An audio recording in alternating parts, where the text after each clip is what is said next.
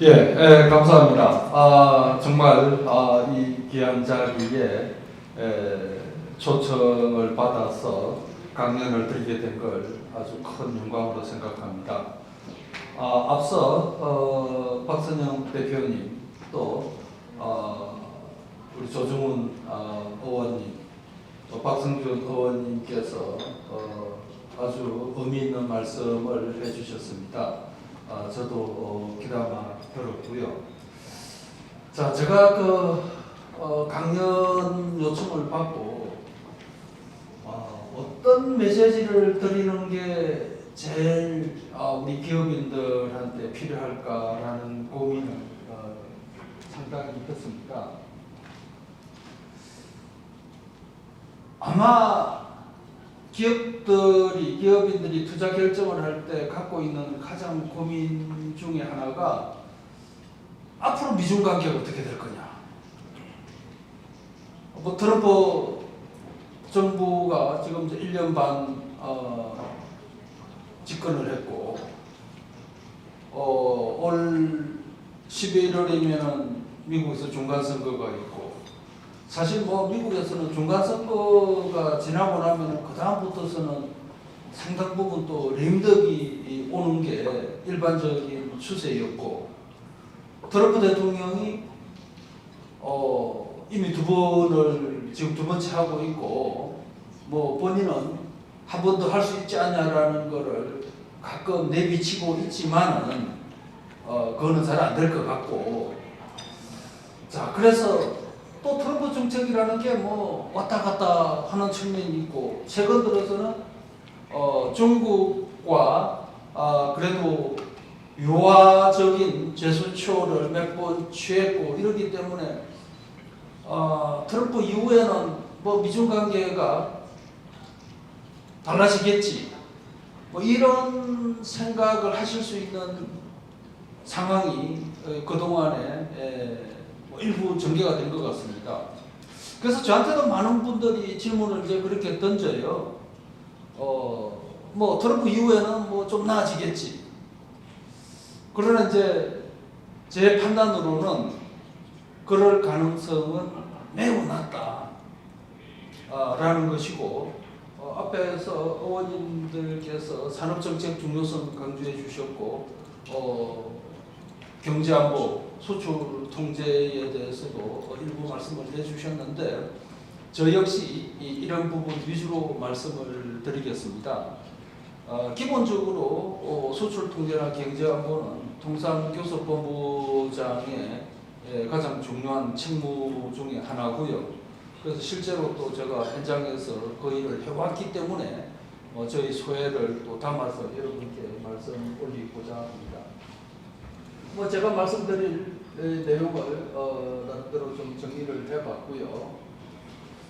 자, 그래서 이제 앞에서도 총체적인 난국이다라는 말씀을 우리 김선영 대표님께서 말씀을 해주셨는데,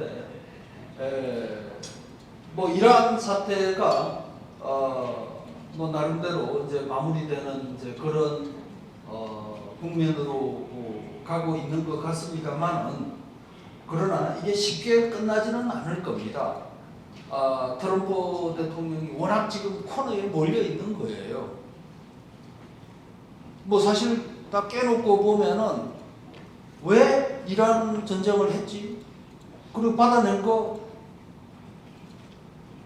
언론에서 이미 다 그렇게 보도를 하고 있듯이 오바마 대통령이 한 것과 뭐가 달라졌어? 오히려 무려 3천억 달러에 대한 경제 복구 자금을 지원해 주기로 했다는데 또 미국에서는 또 한 푼도 안 준다고 그래요? 그럼 어디서 나오겠습니까? 어쨌든 호르무즈 해협을 많이 이용하는 국가들한테 떠넘길 공산이 크죠. 물론 이제 거기에 일정 부분 분담금을 내게 되면은 복구 프로젝트에 참여할 수 있는 기회를 그 국가가 가질 가능성은 높아질 겁니다. 그러나 크게 보면은 하여튼 트럼프 대통령이 상당히 지금 코너에 몰려있다라는 건 확실한 것 같고요. 그러나 또 다른 측면에는 미국이 이란 전쟁을 일으키고 마무리하는 걸 보면은 이게 중국한테 시사하는 바가 상당히 클 수가 있죠. 물론 더 나아가면 북한한테도. 그래 이제 우리 정부는 또 우리 당국은 이런 부분에 신경을 많이 써야 될 겁니다. 뭐 대만 해협도 유사할 수도 있는 거고요. 자, 이 복합 위기가 이미 왔고 이거 역시 장기적으로 지속될 가능성이 크다. 그 다음에 이제 미국 정책을 본다면은 이 정책이 그동안에 미국이 국제사회에 강조해왔던 소위 말해서 규범에 근거한 국제 질서와는 상당 부분 배치되는 겁니다. 말 그대로 일방주의. 이 일방주의가 오히려 국제사회에서 제동이 걸리는 게 아니라 미국 내에서 이제 제동이 걸리고 있잖아요. 작년 4월 2일 날 소위 상호관세라는 이름으로 그렇게 무지막지하게 관세를 세계에다가 때렸는데 그게 이제 금년 2월에 미 대법원에서 위헌 판결을 했죠. 이제 그러고 나서 그 이후도 하여튼 꾸준히 그 관세를 때릴 수 있는 그런 이제 근거를 미국 내에서는 좀 만들고 있다. 그러면서도 산업정책은 하여튼 뭐 역대 보기 어려울 정도로 강력한 대책을 마련을 하고 있고요. 이제 더 여기서 또 다른 또 문제점을 낳고 있죠. 바로 중국입니다. 중국이 하는 정책을 보면은 미국이 하는 정책을 따라하면서 더 세게 합니다. 그리고 또 미국이 꼼짝 못하게 하는 그런 대책들을 끄집어내죠. 바로 핵심 강물입니다. 핵심 강물을 수출 통제와 연결을 시키면은 많은 나라들은 그야말로 꼼짝달싹 못하게 됩니다. 이런 상황으로 지금 가고 있다는 거고, 지금 미국하고 EU 간의 틈새가 상당히 부러졌습니다. 작년까지만 하더라도 EU가 대중정책에 있어서 상당 부분 미국과 같이 했는데 이란 전쟁을 계기로 해가지고 여러 측면에서 돌아서고 있는 게 보이고 있습니다. 자, 앞으로 EU도 분명 미국과 비슷한 그런 방향으로 갈 가능성이 높아집니다. 그러니까 이게 환경이 상당 부분 악화되는 일로에 있다라는 말씀을 꼭 드리고 싶고요. 이제 경제 안보를 그게 무슨 국제 규범에 위반되니 많이 이런 논쟁을 하는 시기는 이미 지났습니다. 이미 경제 안보는 국제 통상 규범화된 거예요. 안보를 내걸고 기존 WTO 규범과 배치되는 산업정책이든 경제통상정책을 내걸어도 WTO는 할 수가 없는 시기가 되어버렸습니다. 지금까지 나온 것만 해도 파급력이 엄청나지만은 하여튼 미국의 통상 전문가들은 또 다른 뭔가를 계속 고민해내고 있을 겁니다. 그 이름하여 이제 미국 중심의 통상 질서를 새로이 구축해 나가는 과정을 미국 통상수장인 USTR 그리어 대표는 트럼프 라운드라고 얘기했습니다. 그래서 트럼프 라운드를 통해서 대중 공조정책, 수출 통제, 투자 심사, 인권, 등등등 모든 걸 다 갖다 붙이고 있습니다.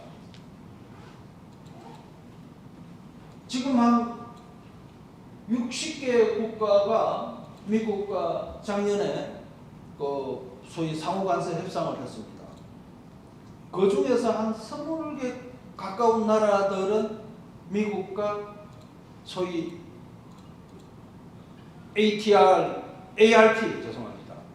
ART라는 이름으로 협정을 체결을 했어요. 그러니까 상호 관세에 관련되는 협정이 그 어그리먼트입니다.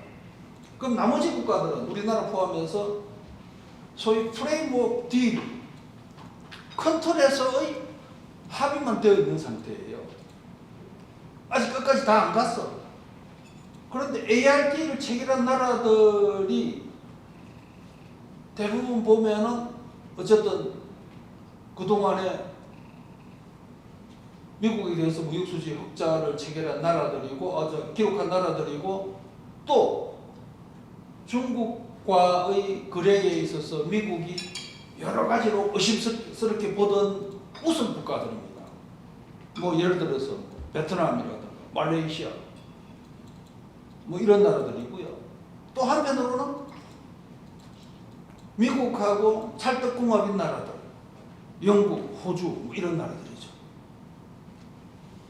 그런데 뭐 영국, 호주야 뭐 미국하고 기본적으로 정책이 거의 같으니까 문제가 없고, 동남아 국가들이 체결한 걸 보면은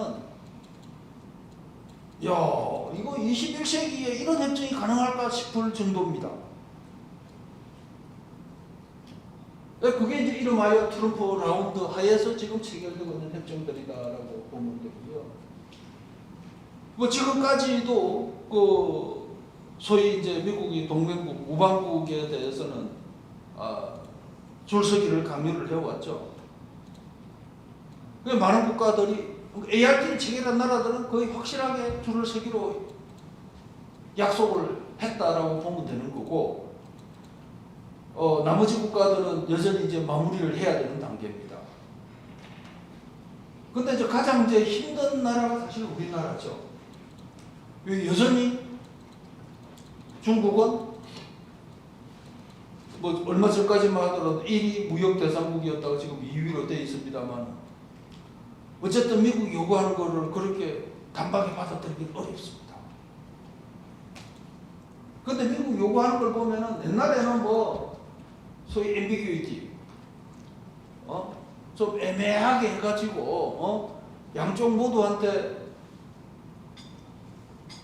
타겟이 안 되는 그런 게 가능했는데, 지금 미국 요구하는 거 보면은 완전히 뭐 이쪽에 저쪽이에요. 참 어렵습니다. 이제 그런 단계로 지금 가고 있다라는 말씀 드리고 싶고요. 지난 3월 달에 트럼프 대통령의 통상정책 어제가 발표가 됐습니다. 이제 거기에 보면은 여기 있는 이제 내용들을 주로 강조를 해놨는데, 그러고 나서 이제 한 달 뒤에 미국에서 이제 NTE 보고서, 그 USTR이 발표하는 건데요. 무역장벽 보고서라고 그러죠. 이제 그게 발표가 됐어요. 그러니까 무역장벽 보고서라는 거는 작년까지만 하더라도 그 미국 기업들이 뭐 전 세계 국가들을 대상으로 비즈니스를 하면서 기업들의 불만 사항을 뭐 공청회나 또 협회 등을 통해서 취합을 합니다. 물론 이제 뭐 미국 기업들이 로비를 해서 뭐 어떤 나라하고 사업을 하는데 이게 그 국내 규제가 이렇게 돼서 이거 힘들어 죽겠다라고 하면은 이제 리스트 올리죠. 사실 그런 걸 다 취합을 해놓은 거예요. 그 개중에 보면은 말도 안 되는 내용들도 있습니다. 완전히 일방적인 주장들. 근데 그거는 어디까지나 미국이 기회 있을 때마다 USTR이 통상장관 회담을 할 때, 당신 나라들 이런 문제가 있는데 이거 우리 뭐 아무개 기업이 문제 삼고 있다. 요거 빨리 좀 해결했으면 좋겠다. 그렇게 이제 완곡하게 얘기하는 그런 근거로 쓰던 거였어요. 그런데 올해는 그게 한 450페이지쯤 됐거든요. 올해는 170페이지인가 늘어났고, 분량도 일단 늘어났고, 한국 같은 경우에는 원래 9페이지, 10페이지를 했는데 13페이지로 늘어났고, 중국은 뭐 원래 40몇 페이지에서 지금 60몇 페이지로 늘어났어요. 그러니까 거기 들어간 게 뭐 언론에 다 났습니다만 강제노동 같은 거. 그 우리나라에 강제노동 하면은 뭐 무슨 문제가 있겠나 싶지 않습니까? 제가 2024년 3월에 당시 이제 캐서린 타이라고 이제 그 USTR 대표였는데 그 한미 통상장관 회담을 하는데 캐서린 타이 대표가 이제 점심 먹고 이제 걸어가는데 뭐 일행들 수행원들 다 따돌리고 잠깐 뭐 좀 그러면서 얘기 좀 하자고 하면서 저한테 살짝 그런 얘기를 하는 거예요. 한국에 지금 여전히 그 강제노동 문제가 있다. 그래서 저도 깜짝 놀라가지고 우리가 무슨 강제노동? 이랬더니만 어쨌든 그게 우리 내부에서 얘기되고 있으니까 하여튼 빨리 좀 너희들이 좀 잘 정리됐으면 좋겠다고. 그래서 제가 이제 귀국해가 그래 물어봤어. 야 어떤 분야냐? 어떤 분야에서 그런 게 있냐 했더니만 해양수산 쪽이다. 그래서 제가 귀국해가지고 이제 해수부 장관께 그런 첩보를 저한테 얘기해 줬는데 한번 챙겨보십시오. 어느 장관도 그때 그러시더라고요. 없습니다. 뭐 옛날에 무슨 뭐 원양어선 뭐 좀 있었지만 다 정리되고요. 결국 그게 이제 태평양전 문제였어요. 그 태평양전 문제도 사실은 해결이 됐다고 해도 미국이 수입 금지 조치 취하고 그러니까 이제 이게 문제가 한 개 기업이 걸리면은요 그 나라를 그냥 찍어버리는 거예요.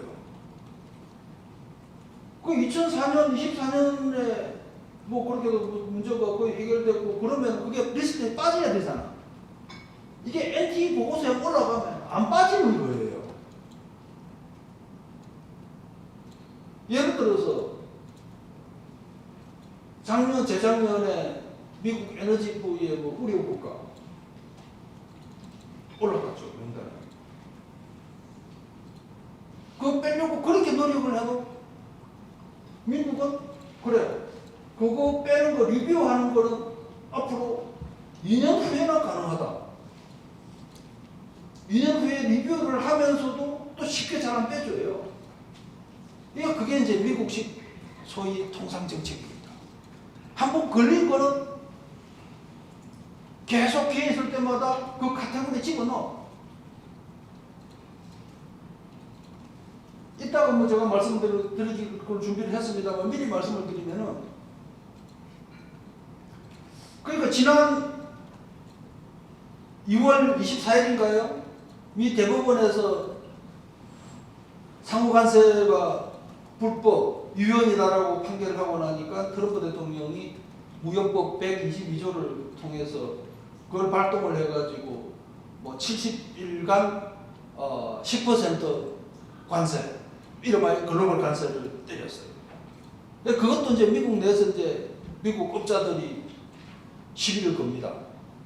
왜냐면 미국 수입업자들은 뭐 수출자가 관세를 부담하기도 하겠지만 수출자도 어쨌든 그중 일부를 부담할 수밖에 없으니까 불리하죠. 그러니까 그동안에 USTR에서 미 대법원이 일단 미 법률 시스템에서 문제가 안 될 수 있는 대통령의 관세 권한 조항을 모색을 했는데 그게 바로 301조입니다. 그러면 301조를 때리기 위해서는 각 국가에서 미국 기업이 비즈니스를 하는데 문제가 되는 것을 조사를 해야 돼. 그 조사가 취합된 게 바로 NTE 보고서입니다. 그게 분량이 늘어났다는 것은 언제든지 때릴 수 있는 거를 가지고 거기다 넣었다는 얘기죠. 그러니까 한국 관련된 조항 가보면은 그 부분 가보면은 강제노동 관련되는 게 거기 이제 딱 들어간 거예요. 이제는 그전까지는 장까지 안 들어갔거든. 넣어놓고는 자 앞으로 강제노동에 관련되는 국가에 대해서는 12.5% 관세를 때리는데 10%에서 12.5%가 된 거예요. 그리고 강제노동이 언급이 안 된 나라는 10%. 우리 국내에 강제노동 아무것도 없지만은 어쨌든 미국은 너 그런 일 있었지 않니? 그래서 2.5%를 더 물게 되는 구조로 가버렸단 말이죠. 그래서 이게 이제 바로 통상정책 의제가 NT 보고서하고 딱 맞물려 있는 겁니다. 여기에서 얘기하고 있는 모든 정책을 국제적으로 미국이 집행을 하는데 그 근거는 NT 보고서에서 나온다. 그래서 우리가 이게 이제 미국이 NT 보고서 만들고 할 때 가끔 이제 무슨 뭐 이게 공청회 같은 것도 하고 또 미 업계를 불러서 소위 말해서 오픈 행태로 뭐 토론하는 때가 있습니다. 그럴 때 우리 당국이나 우리 관련 기업들이 우리 국내 협회들이 적극 참여해야 돼요. 그냥 지들끼리 하는 문서가 아니야 이제는. 그게 바로 우리를 그 때리는 수단이나 논리로 바뀌고 있다라는 문제입니다. 그 다음에 한미 관세협상 결과는 뭐 다 아는 내용이니까 넘어가겠습니다. 시간 관계상. 자, 그 다음에 이제 결국 이제 트럼프 라운드로 돌아왔습니다. 그래서 미중 간에 지금 관세 휴전이 돼 있죠. 뭐 작년에는 무려 145%까지 갔다가 여러 차례 휴전을 했는데 왜 휴전을 했을까?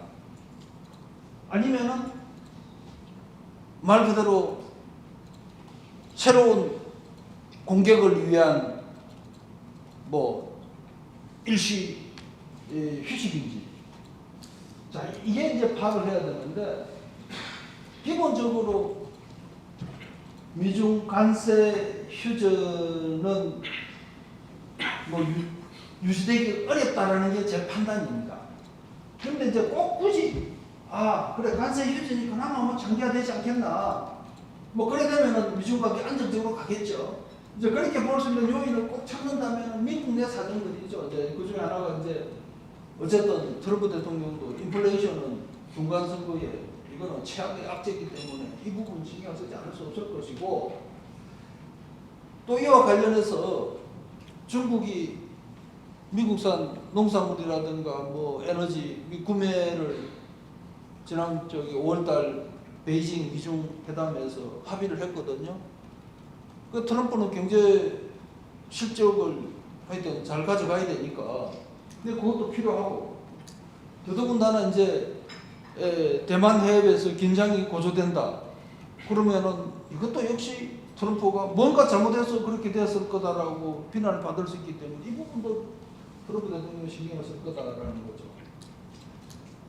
뭐 이런 요인이 있지만은 오히려 휴전 지속은 어렵게 만들 수 있는 요인들이 훨씬 더 강하지 않겠는가.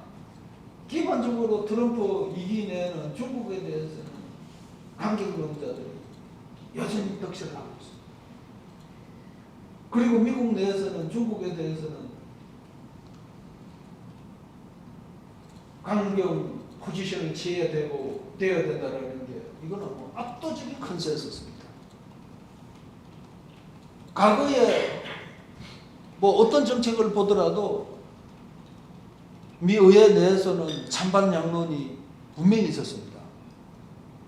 지금은 대중 정책에 대해서 반대 의견을 내는 의원들을 찾기가 거의 없다 해도 과언이 아닙니다. 오히려 더 세게 얘기하는 사람들은 있었고요. 자, 그 다음에 이제 중국 문제입니다. 사실 중국의 과잉 생산 문제는 그건 우리한테는 치명적입니다. 이대로 가면은 중국이 세계 산업 다 먹지 않을 분야가 어디에 있겠어요? 그러니까 중국도 산업 정책을 바꿔야 되는 거예요. 그러면은 쉽게 생각하면 그래 시진핑 주석이 미국하고 이 문제를 없애려고 그러면은 뭐 중국에서 중앙에서 지방 정부들한테 지침을 주면 되지 않겠나라고 생각하지만 그게 또 중국은 쉽지 않습니다. 중국은 정치, 군사는 중앙정부에서 꽉 쥐고 있지만은 경제 문제만큼은 지방정부의 역할이 큽니다. 그거는 중국이 태생 출발할 때부터 그랬었어요. 중국이 중앙에서 예산을 만들어 지방정부로 내려보내는 구조가 아니었거든요. 옛날부터 지방에서 뭐 이것저것 저기 각 지방세 거기에서 재정을 모아서 중앙정부로 보내는 일이 대부분이었단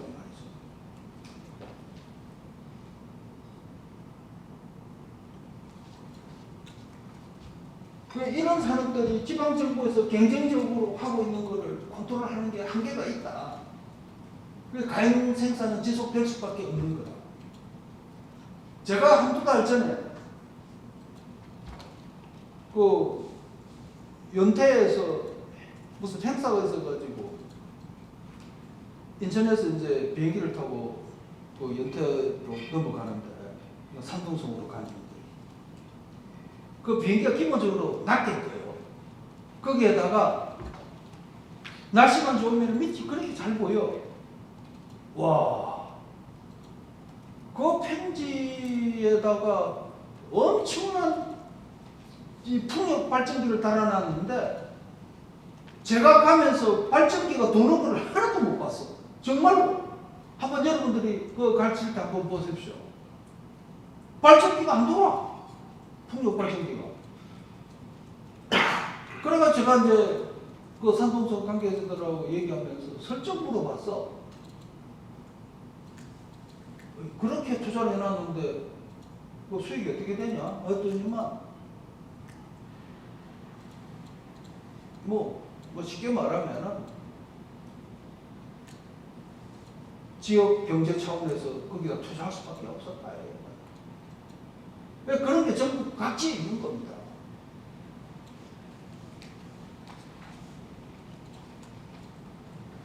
자, 뭐 이점에서 중국 경제에 대해서는 뭐 더 이상 얘기 안 하고 여러분들이 잘 아실 겁니다. 그러니까 이제 이게 중국 정책을 보면은 정말 스마트하게 사실은 이끌어 온 거죠. 여기에서 보면 미국이 따라가는데 상당히 버거울 수밖에 없다라는 거를 뭐 이걸로 알 수 있을 것 같아요. 자, 관세 정책 이거는 뭐 그냥 뭐 정리를 할 거니까 참고로 보시고요. 그래서 지금 현재 이 상태가 바로 지금 휴전 상태로 가고 있는 거다라고 보시면 되겠습니다. 자, 기본적으로 미국 사람들은 중국에 대한 인식이 지금 뭐 역대 최악이고 이게 쉽게 바뀌지 않을 것 같습니다. 국가별 인식에 대한 조사는 퓨어라는 연구소에서 지난 수십 년간 쭉 해왔는데 지금은 뭐 부정이 어쨌든 일반 국민들을 대상으로 정치인들은 뭐 8, 90%라고 보면 되고요. 일반 국민들이 지금 이렇게 대중국 인식이 최악이다라고 보시면 되고요. 결국은 이제 이런 대중국 인식이 정책에 나타날 수밖에 없다. 자, 트럼프 라운드 뭐 여러분들이 아시는 분도 있겠습니다만 잠깐 설명을 한다면은 그러니까 미국 사람들도 고민을 한 거예요. 미국 통상 당국들도 특히 이제 트럼프 대통령이 이제 재선 운동을 할 때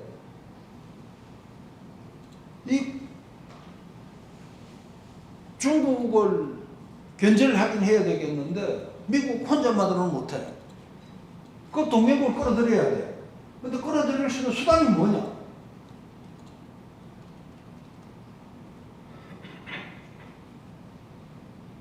결국은 미국이라는 자국의 내수시장이 원체 좋으니까 이걸 이용할 수밖에 없다. 그런데 평균 관세율은 뭐 3.5%의 수준으로 떨어져놨기 때문에 이 관세율로는 안 되겠고 새로운 관세 제도를 도입을 해서 처음에는 세게 때리고 그거를 일부 깎아주면서 여러 가지 양보나 강요를 해서 미국이 원하는 방향으로 가야 되겠다. 뭐 특히 이제 한국, 일본, EU 같은 데는 투자 약속을 받아냈고요.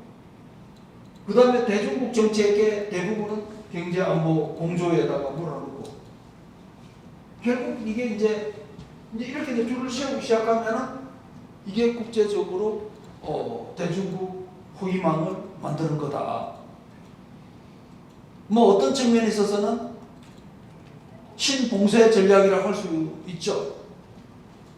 근데 이 사람들도 과거에 2차 대전 이후에 구소련을 대상으로 했던 봉쇄 전략도 엄청나게 연구를 했던 거예요.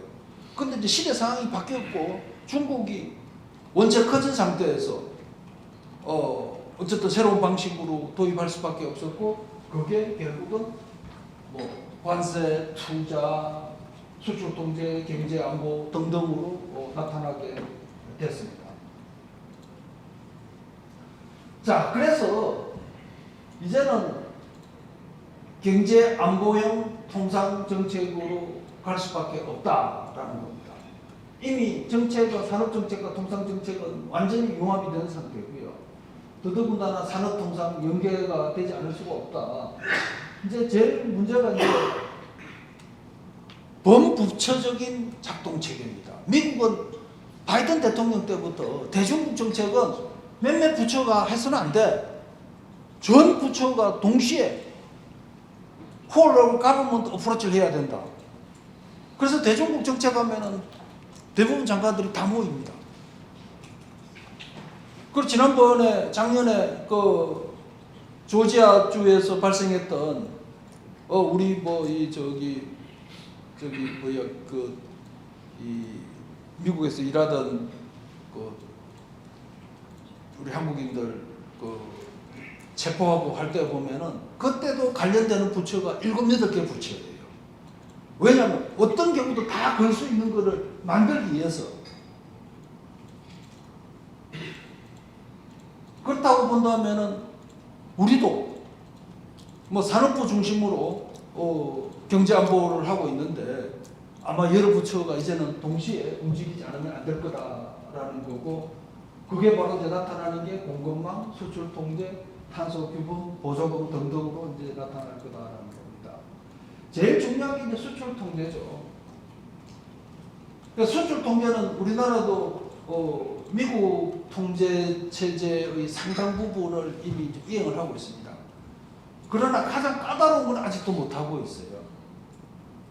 근데 그것까지 갈 때는 좀 시간이 걸릴 수밖에 없을 거다라고 생각이 되고 투자 심사에 있어서는 안보 관련 관점을 미국은 아주 심각하게 봅니다. 바이든 대통령 초기에는 미국으로 들어오는 투자가 이게 중국 기업과 관련이 없는가 또 미국 안보에 영향이 없는가를 봤는데 근데 이제 집권 말기에 가면서 미국 기업이 해외로 나가는 것 또 문제를 삼았습니다. 근데 트럼프 들어서는 동맹국들이 투자를 하는 데 있어서 안보적 관점을 보라고 그걸 체크를 하라고 요구를 하고 있는 상황으로 더 확산이 되었다라고 볼 수 있을 것이고요. 이제 공급망은 뭐 그동안 얘기가 많이 됐습니다만은 이게 이제 아마 중국의 정책이 어떻게 되느냐에 따라서 뭐 우리나라뿐만 아니고 많은 국가들이 영향을 받을 수밖에 없을 거다라는 건 확실하고 미국이 그동안에 이제 그 탈중국 그 핵심 광물 공급망을 만들려고 노력을 해왔는데 역시 한계가 있어요. 또 한계가 있고 또 하나는 문제는 뭐냐면 우리 국내 모 대기업도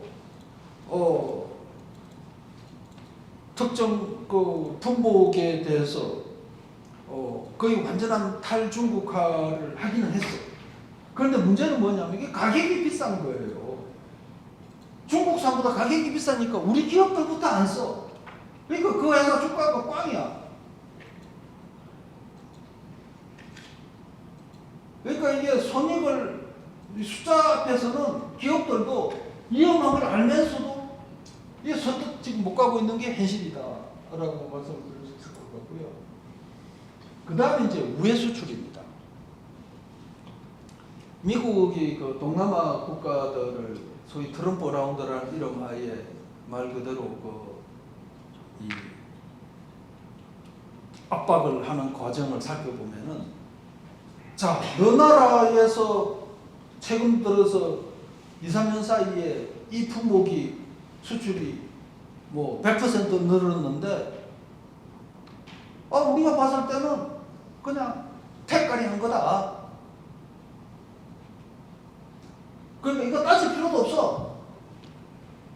앞으로 중국산 우회 수출은 절대 하지 않겠다라는 거를 미리 약속을 안 하면은 더 이상 협상 못 해. 그냥 전제 조건으로 미국이 깔았던 겁니다. 그러니까 이 우회 수출은 non-negotiable 아이템이다. 이거 인정을 하고 이거 지키겠다라고 약속을 하는 조건 하에서 나머지 협상하자. 그 동남아 국가들 거의 다 이 원칙을 적용시켰습니다.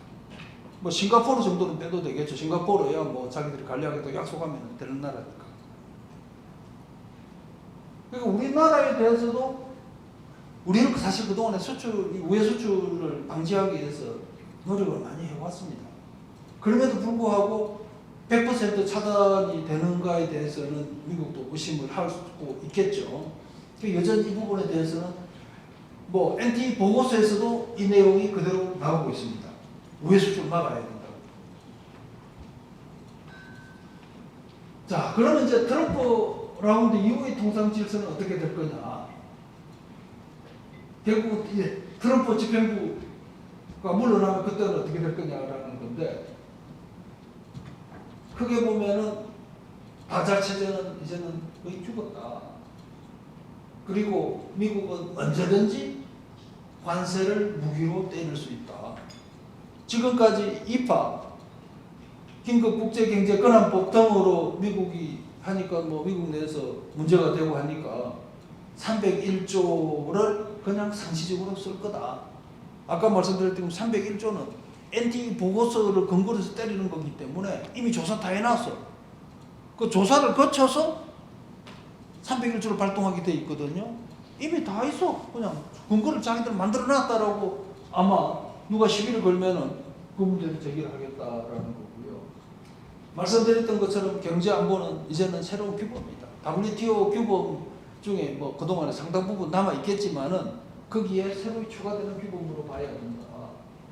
그 다음에 이제 탈중국 공급망은 아무리 강조해도 더 이상 하지 못할 정도로 이미 준비해졌다라는 거. 자, 그래서 이제 새로운 규범으로 수출 통제 기술하고 투자 심사가 자리 잡았고, 그 다음에 이제 원산지 검증입니다.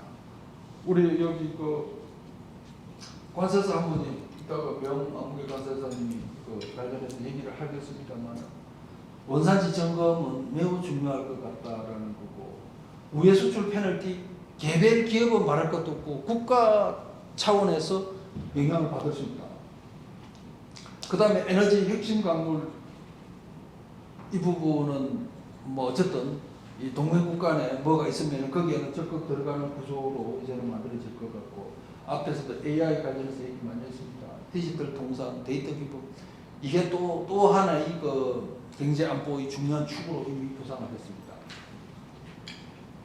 자, 그래서 이제 우리 입장에서 본다면 대외 의존도가 뭐 세계 최고 높은 나라고요. 또 기본적으로 국내에서 조달할 수 있는 부품이나 기술도 수출 통제 대상이거든요. 뭐 한정되어 있기 때문에 공급망에 있어서 취약성이 강한 높은 나라가 또 한국이고, 전반적으로 또 거시경제적 불확실성도 있기 때문에 이런 이제 위기를, 또 이런 구조적인 문제점을 우리가 극복하는 게 매우 중요한 시기가 되었습니다.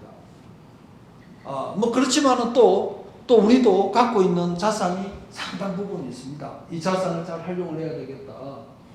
기본적으로 한국은 이미 이 글로벌 중견국이 됐습니다. 앞으로 EU가 어떤 리더십을 발휘할 발휘할 건가가 매우 큰 관심사인데 우리도 어쨌든 뭐 미국과 펜을 같이 할 수는 밖에는 없습니다. 그러면서도 글로벌 중견국으로서의 우리의 입장을 잘 살려나가야 되겠다라는 생각이고요. 또 반도체 등에서 또 우리만이 갖고 있는 그런 기술 또 아이템들도 있습니다. 또 이거를 우리가 외교 통상 전략적으로 잘 활용을 해야 되겠다는 거고요. 역시 시장 다변화, 교육 다변화는 불가피합니다. 글로벌 사우스 국가들이 한국에 대한 기대도 높아지고 있고 또 K-팝 등 한국에 대한 우호적인 그런 분위기도 만들어지고 있기 때문에 시장 다변화에 정책적인 노력이 필요할 것 같습니다. 이제 결론이 되겠습니다. 뭐 기업이나 국가나 마찬가지인데 위기를 이거를 뭐 이제는 우리가 바로 눈앞에 와 있다라고 봐야 되고 컨틴전시 플랜을 정말 조밀하게 잘 짜야 되지 않나 싶습니다. 특히 정부 차원에서는 산업정책, 통상정책을 결합해서 그야말로 실효성 있는 정책을 내야 되고요. 그리고 통상정책이 가능한 경제 안보형으로 완전히 전환을 시켜야 되는 시점이다라고 생각이 됩니다.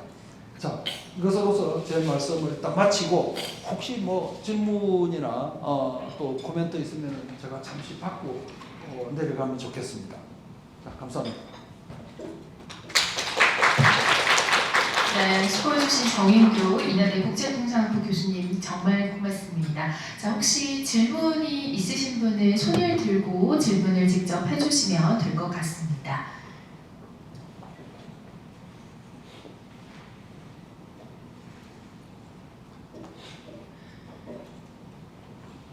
네, 마이크를 혹시 좀 전달 부탁드려도 될까요? 네, 이쪽에 뒤편에 계신 분께 마이크 혹시 전달 부탁드립니다.